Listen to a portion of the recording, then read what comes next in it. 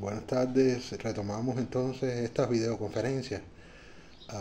Ahora, como les había prometido, voy a entrar en un tema un poquito más teórico, más complejo, pero que en cualquier caso, al estarlo desarrollando en esta modalidad de la videoconferencia, hace indudablemente mucho más didáctico el contenido y accesible. Voy a entrar a hablar de un tema, es decir, recién acabo de desarrollar tres videoconferencias, ¿no? Sobre la problemática de la hermenéutica y específicamente discutiendo las diferencias entre la hermenéutica gadameriana y el interpretativismo en Alfred Schultz. Y luego, en contrapunto con esas dos perspectivas, la mía haciendo un triángulo, donde fui elaborando y desarrollando cuáles son mis propias posiciones y mis propias relecturas y interpretaciones y análisis críticos en torno a estos autores que han tenido cierta incidencia sobre mí, sobre todo Schutz, pero en torno a los cuales también me he ido, digamos, he ido desarrollando mi propia lógica y me he ido distanciando hacia algo propio, ¿no? Ahora, después de haber hablado de la hermenéutica, todavía, como les decía, nos queda entrar más a fondo en problemas empíricos, de cómo esto se expresa, sobre todo en el trabajo de campo, más allá de lo que incluso he hasta el momento hablado, y en la exégesis de los textos de la cultura, cuando no media el arte, es decir, cuando trabajamos con la cultura en directo.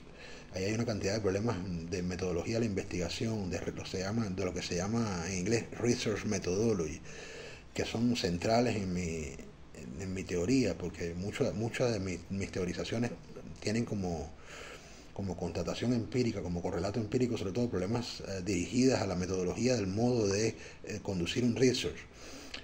Incluso aun cuando son problemas muy filosóficos, muy teóricos, casi siempre la problemática metodológica está en el centro de mi atención, que es de por sí también una problemática ética, ¿no?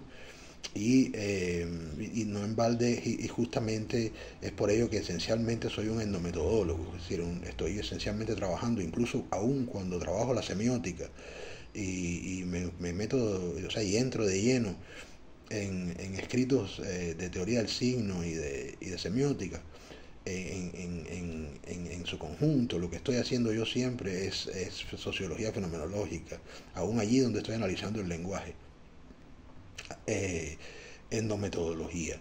Como les decía, con una exploración muy original que ha tenido un alcance que cada vez me tiene más fascinado e interesado también en desarrollos de antropología cultural en los que estoy muy inmerso, ¿no?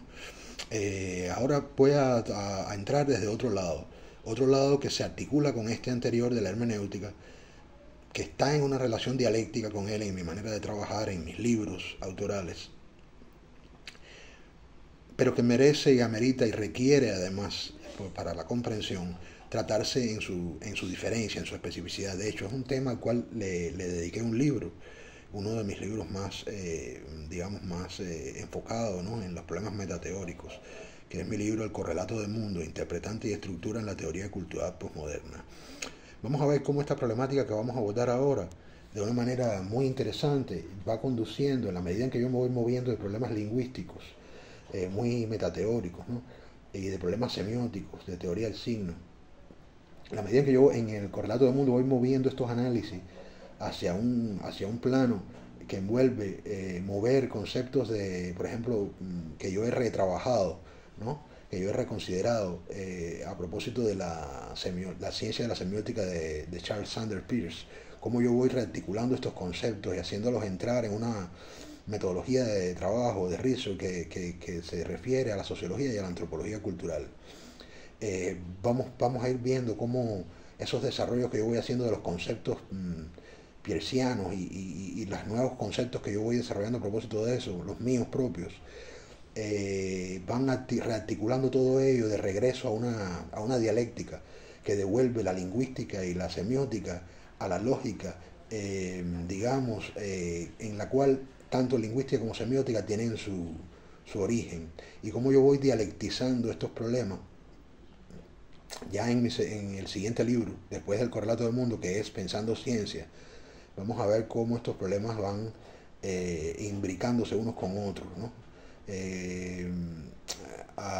Pero en este momento me voy a enfocar en el tema del correlato de mundo, no todavía haciendo un desglose de los capítulos del libro, sino tratando la problemática principal que yo discuto en este libro, con el objetivo de que la videoconferencia sea un tema en sí, independientemente a que es en ese libro en el que yo lo trabajo. El eje central que yo he enfocado aquí toma como punto de partida establecer una diferenciación importante entre la teoría del signo que tenemos en Ferdinand de Saussure, muy influyente, como bien sabemos, en todo lo que fue el estructuralismo del siglo XX y su influencia sobre todos nosotros, ¿no?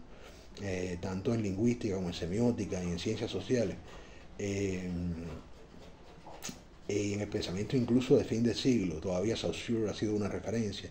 Es decir, la diferenciación es una diferenciación necesaria entre la teoría del signo de Saussure y la teoría del signo que tenemos en Charles Sanders Peirce. Aunque parezca sencilla esta argumentación, tiene una importancia crucial, ya que en la semiótica, una ciencia que está en la base, yo diría, incluso hasta más que la hermenéutica, de la manera como yo trabajo, es decir, yo trabajo mucho con la semiótica, como ciencia disciplinaria, ¿eh? No en el modo simplemente de declarar la cultura un fenómeno semiótico y usar por analogías cuestiones de la lingüística y la semiótica para el análisis de fenómenos no lingüísticos. Es decir, yo trabajo la semiótica de manera rigurosa, estudiando verdaderamente fenómenos del lenguaje en la cultura. Ahora bien, eh, la semiótica, justamente, desde la cual yo trabajo mucho, en 1% de mi trabajo, ha unido en el siglo XX, la semiótica moderna, ha unido a Peirce y a Saussure, mezclando las dos teorías del signo en un solo desarrollo, donde las nociones empiezan a permear unas con otras y empiezan a perder sus definiciones y sus distinciones. Ello ha sido necesario para el tipo de semiótica que en la tradición de la semiótica moderna ha sido implementada. La semiótica que se ha desarrollado en el siglo XX es una semiótica, llamémosla muy pragmática, pero dentro de un concepto de pragmatismo bastante estrecho, en el sentido de que no es aquel pragmatismo que teníamos en Charles Sanders Peirce en sus orígenes, donde la problemática pragmática se extendía a la experiencia lógica y incluso tampoco el pragmatismo que tenemos, por ejemplo, en Habermas, ¿no? Donde la problemática del pragmatismo se extiende a los problemas del mundo de vida y de las experiencias del decursar del discurrir y el decursar de nuestra cotidianidad, de nuestro mundo de la vida, ¿no? La concepción del pragmatismo que hay en la semiótica, una ciencia de por sí además también bastante influida por la epistemología de la fenomenología, ha estado muy contrañida a la concepción que cierra la tabla semiótica en torno a la idea del productor del signo, es decir, el emisor del signo, el mensaje que ese emisor del signo transmite y el receptor de ese signo, ¿no?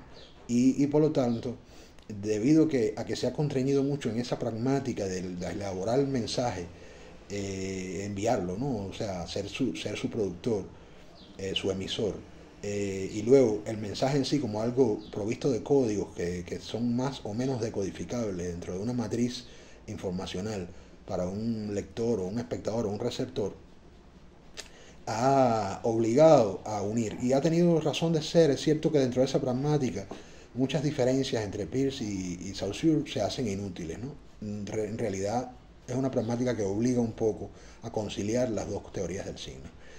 Pero aunque yo domino esa pragmática y esa semiótica que yo le llamo estrecha, ¿no?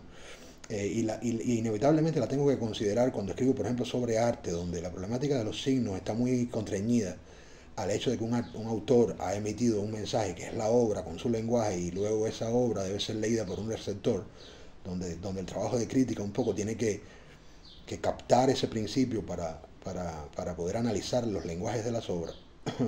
En el campo de la antropología cultural, de los estudios propiamente de la cultura y de la sociología, esta concepción es muy estrecha. Y es precisamente la profundización del alcance metodológico de estos conceptos de la semiótica a la sociología y a la antropología cultural lo que me ha traído a mí a la atención de que no es pertinente, más allá de esa estrecha constricción semiótica, trabajar en las concepciones del signo de Saussure y Peirce juntas, cuando estamos trabajando la concepción, la teoría del signo, desde una perspectiva en la que el signo está reinscrito en la hermeneusis de la cultura. Es decir, donde incluso muchas veces reparar en el signo es ya poner atención sobre algo en lo que de por sí generalmente el sentido común no repara. Indudablemente todo en la experiencia social es comunicación y está imbuido por formas de lenguaje. La cultura misma es lenguaje y continuamente nos estamos comunicando. Pero el flujo que conforma la producción de sentido en la cultura, eso que hace precisamente la hermeneusis de la cultura, como un fluido de relaciones de sentido en el cual se articulan las formas textuales, en el cual se articulan las prácticas de interpretación y de elucidación y explicitación, nos conduce a la comprensión de que el signo está no diluido porque está allí, pero está en un modo menos recortado, menos definido, como algo separado. Y está en modos que requieren estudios en los que volver a las distinciones entre Saussure y Peirce es imprescindible. Yo voy a hacer una pequeña aproximación aquí, semejante a la que hice en el libro, entre la teoría del signo de estos dos grandes padres, ¿no?, de la semiótica, para que ustedes puedan tener una idea de por dónde viene mi análisis, ¿no? De un lado, muy sucintamente, ¿no?, captemos que el signo en Saussure es en primer lugar un signo que está concebido dentro de un esquema alfabético, es decir, se refiere al lenguaje alfabético y toma como parámetro la idea de palabra. Incluso cuando se mueve más allá de la palabra, oración, grupo de palabras, parte siempre de una unidad mínima que es ella misma alfabética, es decir, que se refiere a la lengua alfabética, donde las únicas distinciones que tenemos son las de escritura y habla, es decir, oralidad de esa lengua y escritura de esa lengua frente a la lengua misma, que sería la institución, digamos, que recibimos predada, ¿no? Es decir, la institución que recibimos predada es el corpus de la lengua, la escritura es su ejercicio y el habla es su práctica, ¿no? Es en esta trilogía estructuralizada que se articula el concepto de signo de Saussure. El concepto de signo de Saussure además supone en el análisis mismo de la unidad del signo una separación interna de él, es decir, indudablemente el signo en cualquier caso siempre está funcionando junto, ¿no? Es igual que por ejemplo la relación entre la forma y el contenido, ¿no?, que no podemos separarla una de la otra, y que separarla de alguna manera es hacer una abstracción y una desfamiliarización de algo que en su funcionamiento se está dando junto. Pero tampoco podemos negar que hay forma, y tampoco podemos negar que la forma, que podemos reparar en la forma de cualquier discurso, de cualquier fenómeno de comunicación, per se a su contenido. Por lo tanto, existe la forma y existe la morfología, y en tanto tal, la separación que hace Saussure precisamente principia en distinguir dentro del signo su significado de su significante. Él le llamaba significante a ese lado del signo que muy difícilmente podemos ver o abstraer cuando estamos viendo a un signo que cuando está funcionando en su uso, ¿no? O sea, muy difícilmente podemos separar qué es el significante, porque el signo tiene un significante y no solamente un significado. El signo tiene un significante porque tiene una materialidad, porque tiene una forma, porque tiene una forma de ser. Saussure le llamaba la imagen acústica, en el caso de la palabra hablada, ¿no? Es decir, cuando yo estoy diciendo una palabra, la palabra tiene una sonoridad fonética, esa sonoridad es la imagen acústica del signo, y es su forma material y su morfología, su forma mórfica, ¿no?, su morfe. En la misma forma, en la palabra escrita también, es decir, tiene un significado, lo que estamos queriendo decir, pero tiene también una grafía, una imagen gráfica, que sería la letra, ¿no?, la manera como la caligrafía tiene una forma gráfica, ¿no?, según la lengua, por supuesto, porque los idiomas son distintos entre sí, pues esa morfología sería distinta según la lengua, ¿no?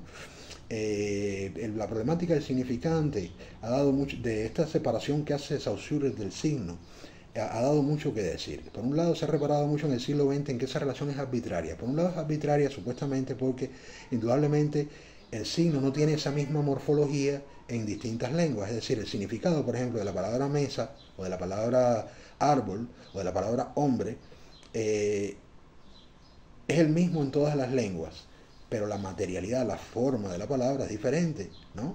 En inglés se dice man, en español se dice hombre. La imagen acústica es distinta y la manera de escribirlo desde el punto de vista gráfico es diferente. Y sin embargo, esa morfología está asociada al mismo significado, ser humano, en el caso de hombre o de man, ¿no? En ambos casos significa ser humano. Entonces, el significado prevalece independientemente de la variación de idioma, pero el significante varía. Y es paradójico que sea precisamente el significante el que varía en las lenguas. A esto se le ha llamado la arbitrariedad del signo saussuriano, es decir, que el signo no tendría por qué tener esa forma, sino que podría tener cualquier otra. Por otro lado, es una cuestión que ha dado mucho que decir en el sentido de analizar estas dos instancias por separado. Es decir, han habido varios lingüistas y teóricos en el siglo XX que se han enfocado mucho, por ejemplo, en prestar atención a la dimensión significante sola, que sería lo que Jacobson, a principios de siglo, uno de los primeros lingüistas estructuralistas de la Escuela de Praga, un importantísimo lingüista del siglo XX, llamaba la función fática o conativa, ¿no? Que sería, la función fática o conativa sería esa abstracción que hacemos del aspecto puramente material del signo, de su aspecto puramente mórfico, ¿no? Le llamaba a eso conatividad, faticidad, ¿no? Han habido muchas teorías en el siglo XX que se han enfocado más en el significante que en el significado, debido a que paradójicamente, mientras el significado, como podemos ver, se mantiene siendo el mismo entre distintas lenguas, paradójicamente, desde el punto de vista contextual, varía mucho, ¿no? Es la problemática de la semántica, es decir, el significado de una palabra puede ser bastante estable en un diccionario, pero según cómo esté articulada en un contexto o en una situación de comunicación puede variar completamente sus sentidos.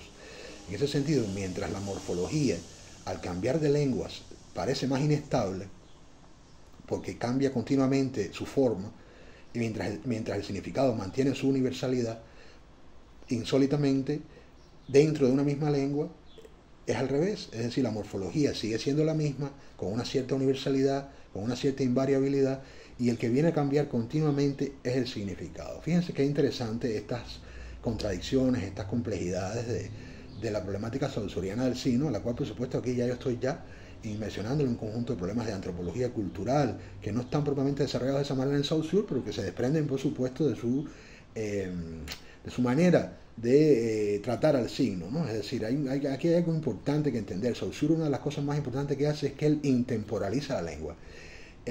Indudablemente la lengua ya sabíamos que era intemporal, en el sentido de que, de que era intemporal en el sentido que era temporal invariante, ¿no? Porque una lengua es la misma durante mucho tiempo. Pero dado que no habíamos separado en ella la morfología de la semántica, es decir, la forma del contenido, como lo hace Saussure en su estructuralismo lingüístico, no habíamos percatado hasta qué punto esas invariancias, es decir, esas cosas que se mantienen siendo las mismas en la lengua, que hacen que sea la misma lengua, están relacionadas con cuestiones morfológicas, ¿no? Es decir, digamos, por ejemplo, la abstracción de la gramática, la abstracción de la sintaxis, ¿no? La abstracción del morfema frente al lexema, la abstracción del paradigma frente al sintagma. Son separaciones, o sea, la abstracción de la connotación y la denotación. Son abstracciones que requieren, que nos llevan a la comprensión de la invariabilidad de estas cuestiones. Si la gramática ya es un hecho morfológico, ha permanecido siendo la misma durante mucho tiempo, y la sintaxis también. Esto nos saca de un enfoque historicista, como hablábamos antes en otra forma también en la sociología, a través de la lingüística, que es un fenómeno sincrónico aquí y ahora, en el recorte presente de la sociedad. Es decir, la lengua está aquí en ejercicio, aquí y ahora, en su performance, y podemos analizarla en el presente social. Podemos también, sin embargo, movernos diacrónicamente, es decir, viajar hacia la manera como se ha comportado el fenómeno lingüístico, el corpus lingüístico en el tiempo, sin hacer historia, es decir, haciendo simplemente una lingüística evolutiva que analiza las invariancias estructurales de la morfología. Esta intemporalización que hace de la lengua Saussure nos trae frente a la idea de una intemporalidad de la lengua. Es como si se mantuviera igual siempre. Y esto está muy relacionado precisamente al concepto de estructura. Lo que es intemporal es la estructuralidad de la lengua. Esto ha sido una inmensa importancia para la sociología, para los estudios de la cultura y para la semiótica, y por supuesto está haciéndolo en el sentido en que yo lo estoy discutiendo aquí de una manera todavía incluso más original y más interesante, dada la forma como lo estoy recortando, como lo estoy discutiendo, ¿no? Eh, ¿Qué pasa con esta estructuralidad? Es crucial para el análisis de ciertos fenómenos, pero al mismo tiempo tiende a estatizar los fenómenos sígnicos, tiende a crear esa estructuralidad, tiende a crear una estática que se separa, que se desprende del dinamismo en el cual los signos están dentro de la hermenéutica, funcionando de una manera mucho más dinámica, incluso dentro de la dialéctica misma de la cultura. Hay pues que entender que se trata de cuestiones metodológicas. La separación misma en el signo de significante y significado es una desfamiliarización metodológica, como mismo es una desfamiliarización metodológica separar la forma del contenido, ¿no? Yo estoy ahora hablándoles, diciéndoles algo que tiene un contenido, y ustedes, en la medida en que tratan de elucidar lo que yo les digo, están en contacto con el significado de lo que yo les estoy diciendo y tratando de comprenderlo. Ahí ustedes se están aislando de que lo que yo estoy así diciéndoles tiene una forma, tiene una estética. Pero si ustedes hacen abstracción de lo que les estoy, del contenido de lo dicho, y reparan en el decir, es decir, en la manera como se los estoy diciendo, comienzan a reparar que hay un modo en que se los estoy diciendo.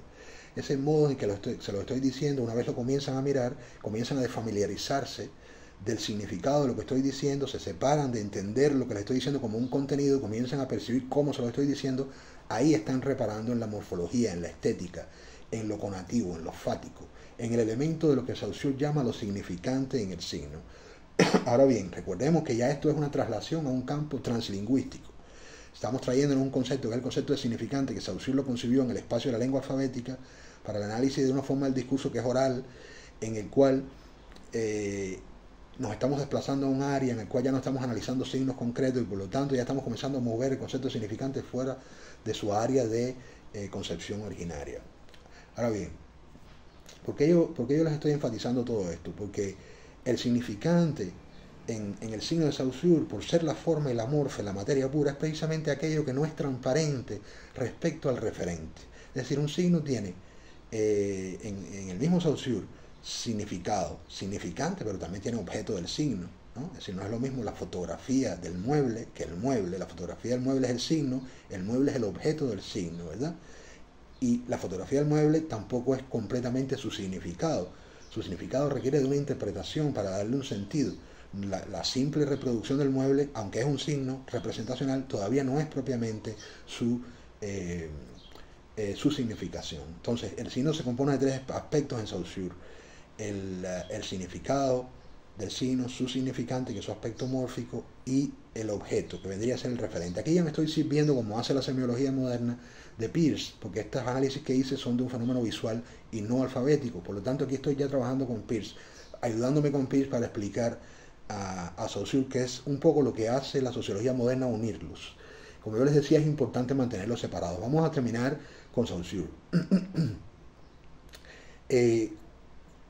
Por un lado, el significante, en tanto es mórfico en Saussure, no es transparente respecto al objeto del signo.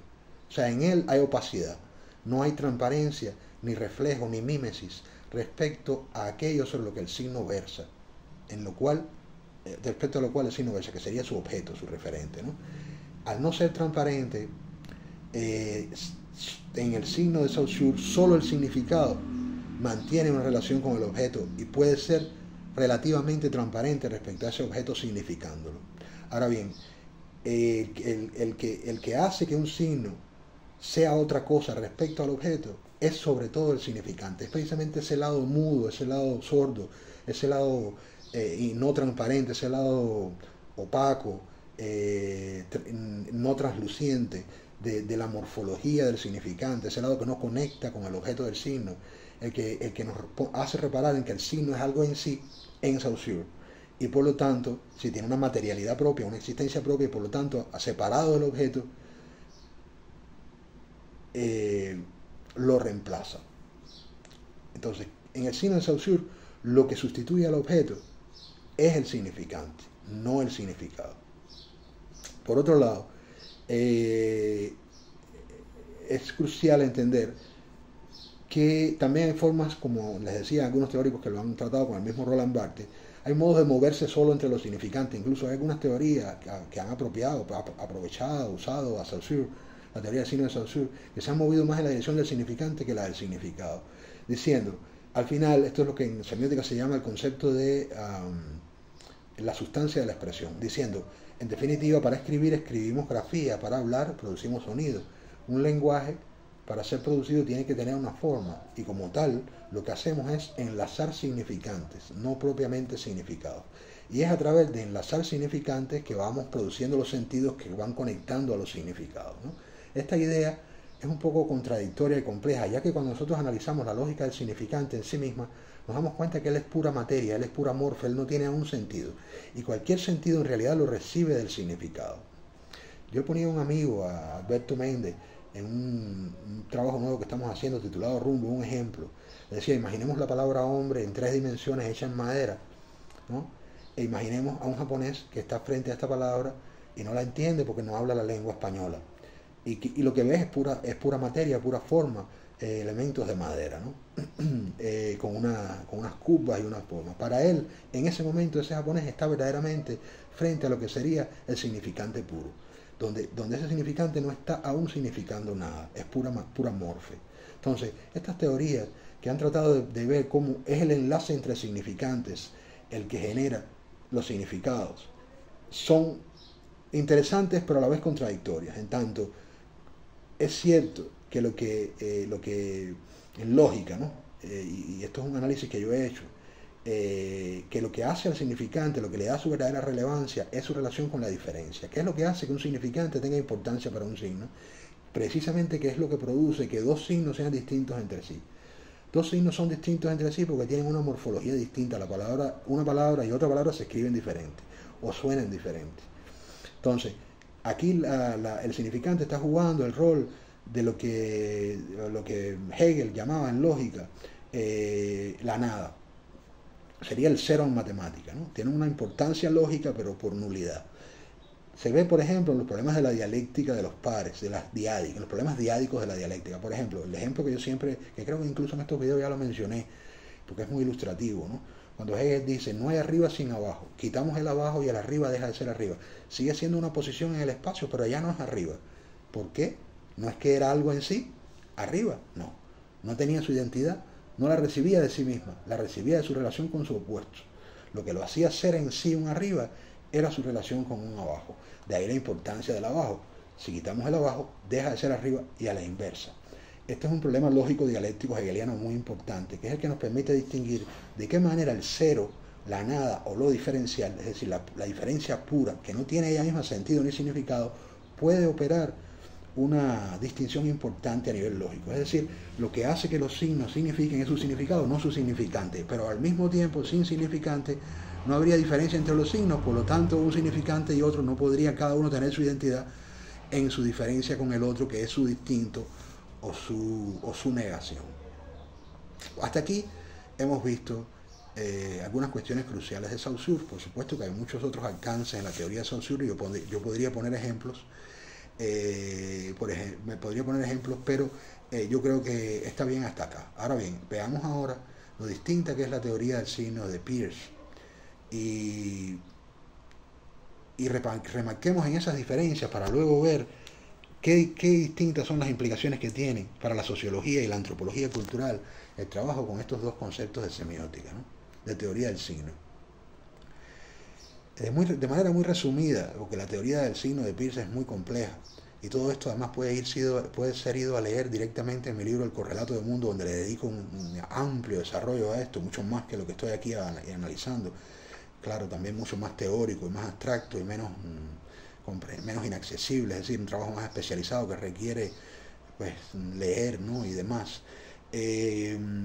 La teoría del signo de Peirce es una teoría primero que tiene un origen lógico en la filosofía, no en el estudio de la lengua alfabética.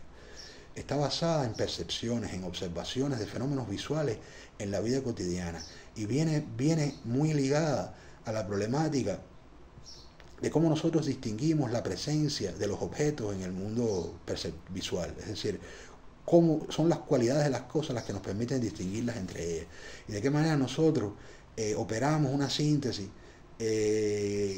por medio de la cual el signo se va conformando respecto a ese referente, a ese objeto. El signo en Peirce tiene varios componentes más complejos que los de Saussure. Por un lado tiene lo que Peirce llamaba un representatement. ¿Qué sería el representatement? El representatement sería algo así como un aspecto del signo en el cual algo del objeto sobre el cual ese signo versa, al cual se refiere, se refleja en la mismidad del signo, es decir, en su propia estructura, en su propia forma separada del signo. Esto lo podemos entender de una manera sencilla a través de fenómenos representacionales y perceptivos, ¿no? Por ejemplo, yo percibo un objeto que tengo frente a mí en este momento y no reparo en que lo estoy mirando, sino que reparo en que él es un objeto en sí mismo y trato de obviar que yo lo estoy percibiendo. En ese momento lo veo como objeto en sí mismo y no como algo, como una imagen que yo estoy percibiendo. Y en tanto tal, integro mi percepción con lo percibido. Pero luego yo puedo separar eso, puedo reparar en que yo lo estoy percibiendo. Desde el momento en que lo estoy percibiendo, va dejando de ser un objeto y se va convirtiendo en una imagen de mi percepción. En ese momento reparo en que lo que antes había integrado ahora lo estoy separando. Y en realidad reparo en que fisiológica y físicamente están separados. Que yo tengo en la retina una percepción de ese objeto que es su imagen. Esa percepción del objeto es su representatement, porque está separada del objeto. Hay algo en ese representatement que contiene cualidades del objeto, que contiene aspectos del objeto reflejados en el signo. Esto se hace muy obvio sobre todo en los signos icónicos, donde hay analogía, es decir, donde es analógico el signo, donde el signo tiene componentes del objeto representado. Eco pone un ejemplo que es bastante ilustrativo. Él dice, imaginemos un niño que está en el cuarto, en su habitación, con los brazos extendidos, moviéndose en círculo, como si fuera una hélice, y se tira de la cama al piso y hace sonidos de un helicóptero. Tan pronto lo vemos nos damos cuenta que está representando un helicóptero, sin embargo no es un helicóptero, es un niño con los brazos abiertos, con los brazos extendidos, saltando de la cama al piso y produciendo un sonido con su boca. Ahora, los brazos hacen la hélice del helicóptero, por lo tanto eso iconográficamente desde el punto de vista visual da los códigos suficientes para que nosotros entendamos, sumado al sonido y sumado al hecho de que salta al aire desde la cama hasta el piso, nos da ya todos los elementos iconográficos necesarios para pensar, para remitirnos al referente helicóptero. Ahí tenemos un signo icónico, es un buen ejemplo de eco, ¿no? Es este tipo de signo al que Peirce asigna el componente, asigna ese componente de su signo llamado el representatement. Es decir, hagamos aquí una distinción. Por un lado, Peirce habla del signo icónico, que es una forma específica del signo. Es decir, hay signos que son solamente icónicos. Pero por otro lado, la teoría de Peirce del signo presupone que cada signo, que el signo en sí mismo tiene varios componentes, y uno de sus componentes es el componente que él llama el representatement, que sería el que prima o regula o rige cuando un signo es puramente icónico, pero que según Peirce estaría casi siempre de alguna manera en casi todos los signos. Si un signo puede no ser icónico o no tan icónico y siempre tendría algo de representatement. Esto es discutible, pero lo cierto es que muchos signos tienen representatement, otros no, y como tal es un componente universal del signo, de una parte importante de los signos que no puede ser obviada. Pero el signo en Peirce no solo tiene representatement, también tiene ground. El ground viene a ser eso que hace que el signo se conecte con el objeto, es decir, lo que sería su denotación o su referencialidad. Mientras por otro lado es también lo que hace que el objeto se conecte con el signo. No siempre de manera representacional, en términos de lo que sería el componente del representatement. El ground puede muchas veces venir también del significado. Por ejemplo, el japonés, ¿verdad? Supongamos que somos ahora nosotros viendo algo escrito en japonés y no entendemos nada. Solo para él, ese signo, que es un hexagrama, tiene ground. Son unas líneas que son unas pinceladas, como escriben los japoneses, que nosotros no podemos entender. Para nosotros no tiene ground, para el japonés sí, porque para el japonés tiene una conexión de sentido y de significado con aquello que denota, con aquello que refiere. El ground es lo que hace que se complete la relación entre el signo y el objeto. Algunas veces pasa por el significado, pero no siempre. Hay componentes del ground que también están relacionados con la cualidad, es decir, con las cualidades del objeto y con las cualidades del objeto que se expresan o que se pueden captar como escorzos del objeto en la forma del signo. Ground es una inmensa importancia en la teoría de Peirce, porque tiene un alcance dentro de lo que Peirce llamaba las distinciones entre primariedad, primeridad, segundidad y terceridad. Estas distinciones de Peirce no eran otras que lo que nosotros usualmente hemos entendido como las distinciones entre naturaleza, cultura y metacultura, ¿no? Es decir, la naturaleza sería el modo como los signos nos están funcionando en lo cotidiano, es decir, acá, mismo, en la vida cotidiana, estamos trabajando con signos, sería la primeridad, esa sería nuestra relación natural con los signos. La segunda idea sería ya su funcionamiento en la cultura, y la tercera idea sería ya una cultura sobre la cultura, ¿no? La metacultura. Esto no es algo que dice Peirce, lo estoy diciendo yo, pero es una conclusión a la que he llegado en relación a la teoría del signo de Peirce. Por otro lado, es decir, Ground tiene importancia porque se mueve entre las tres dimensiones, tanto en la primeridad como en la segundidad y en la terceridad. Yo estoy ahora mismo precisamente iniciando un libro nuevo, que es mi próximo libro, que se llama Los Enigmas del Ground. Estoy muy enfocado en este momento en la problemática del Ground porque me interesa mucho. Y en este libro yo hago un análisis, porque yo estoy intentando, después que escribí Pensando Ciencia, devolver el signo a su dinamismo en la hermeneusis interpretativa de la cultura. Y estoy en este ensayo analizando profundizando en el ground. Y pongo varios ejemplos que pueden ser ilustrativos, donde defiendo la tesis, la idea, ¿no?, teórica, una idea muy mía, de que el signo y el ground, perdón, de que el signo y el objeto, que tanto en Saussure como en Peirce han sido siempre tratados como cosas separadas. De hecho, en Peirce, y ya lo vamos a ver cuando terminemos de ver su teoría del signo, el signo no es otra cosa que algo que está en el objeto, en el lugar del objeto, es decir, que ocupa su puesto, que ocupa su lugar, que lo sustituye. Por sí, tanto en uno como en el otro, signo y objeto han sido tratados como cosas separadas. En este libro yo estoy argumentando que no siempre, y estoy analizando precisamente qué es la dimensión del ground, la que nos conduce a analizar que en el momento de la naturaleza y de lo cotidiano, el signo y el objeto comparten un origen común, incluso como el arriba y el abajo no pueden tener su identidad propia sin el otro, e intercambian su identidad a un punto de que si deja de haber uno, deja de existir el otro. Y pongo ejemplos de esta dialéctica de la origen, de la génesis del signo, o de la génesis fenomenológica, de lo que llamamos la génesis fenomenológica del signo y del objeto. Pongo ejemplos en lo cotidiano, ¿no? Pongo un ejemplo, por ejemplo, digo, imagínense que usted se levanta de su habitación y va al baño, ve una toalla húmeda y siente vapor en el baño, ¿no? Su novia, con la que durmió ayer, no está ya en la cama. Por lo tanto, usted interpreta que ella se bañó. La toalla húmeda y el vapor no son signos, nadie lo hizo para comunicar algo. Incluso tu misma novia, o la misma novia de uno, no lo puso allí para comunicar algo, pero están funcionando inferencialmente para ti como signos, dado que la ausencia de tu novia en la cama hace que repares en que esos objetos te dicen indicialmente que tu novia se ha bañado. Ahí tenemos como un objeto de viene signo. Luego salimos y vamos a la cocina y vemos un jarro calentándose, pero vemos que ella no está en la casa. Y eso nos hace concluir no solo que se bañó, sino que salió, pero que no se fue definitivamente, puesto que si el jarro se está calentando debe estar por regresar pronto, por lo tanto fue a la esquina. Estoy poniéndole un ejemplo de las inducciones, de la inferencialidad sígnica en la vida cotidiana. Aquí tenemos ejemplos de esa dialéctica, ¿no? Ahora, aquí tenemos el ground, la conexión casi primitiva, casi básica, a través de la cual entendemos, ¿no?, la importancia que tiene el ground en la teoría lo que podríamos llamar la génesis fenomenológica del signo. Ahora bien, fíjense ustedes que aquí el signo está como casi que diluido en los objetos, diluido en la hermeneusis. Hacia allá vamos a ir más adelante. Ahora estamos en una concepción mucho más separada, mucho más gráfica del signo, y vamos a concluirla. El signo en Peirce no solo tiene ground y representante, también tiene correlato y tiene interpretante. El correlato viene a ser precisamente lo que comienza a despedir al signo del objeto, es decir, es una instancia que hace que el objeto sea para el signo su correlato. La palabra lo dice muy claramente. El correlato es lo que hace que el signo sea algo respecto al objeto y diferenciado del objeto. Y el interpretante es lo que completa el significado. Sin interpretante no podría el signo significar. No, el correlato no es suficiente. El correlato es solo lo que distingue que el signo es algo en sí respecto al objeto y hace que el objeto sea el correlato del signo. Pero ahí no está todavía significando.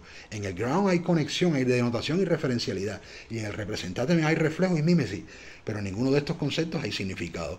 Es el interpretante el que da el significado. Y el interpretante en Peirce, por lo general, es otro signo que ayuda a traducir al signo anterior, o un signo que de por sí es un interpretante. Por ejemplo, él pone un ejemplo muy ilustrativo, un gallito de metal en el alero del techo de una casa de un campesino, ¿verdad? según en qué dirección se inclina, eso le indica al campesino, cuando él sale a mirar su alero, la dirección que tiene el viento. Ese signo es un interpretante del viento.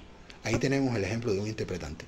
La problemática de la teoría del interpretante es extremadamente rica y compleja, y es precisamente el concepto de interpretante al que más yo le dedico atención en mi libro El Correlato del Mundo, pues yo veo en el interpretante una inmensa capacidad metodológica para el trabajo de sociología y antropología cultural, moviéndome desde la lógica del análisis del interpretante hacia cuestiones de metodología en cómo textualizar, interpretar, leer y desarrollar, conducir un research en sociología y en antropología cultural. Yo al interpretante le veo inmensas posibilidades lógicas y operativas, ¿no? En el campo metodológico, moviéndolo de la semiótica hacia sociología y antropología cultural. Pero este video ya se está haciendo muy extenso. Creo que con estas cosas que les he dicho han podido comprender.